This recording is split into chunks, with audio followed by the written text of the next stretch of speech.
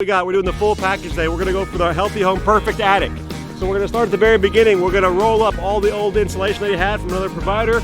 We're gonna do a complete vacuum removal of all the old 20-year-old blown-in insulation. This stuff is the Pink Panther stuff that before they started making them formaldehyde free. So we're gonna remove that entirety all out of the attic. At that point, we're gonna make sure to vacuum and clean, air seal everything, every crack, crevice, can light, fixture, air seal it completely. And last but not least, we're gonna do a 16 inches of blown-in formaldehyde free blown-in insulation. We got a lot of stuff happening right now, so we have a big day. Let's get it going.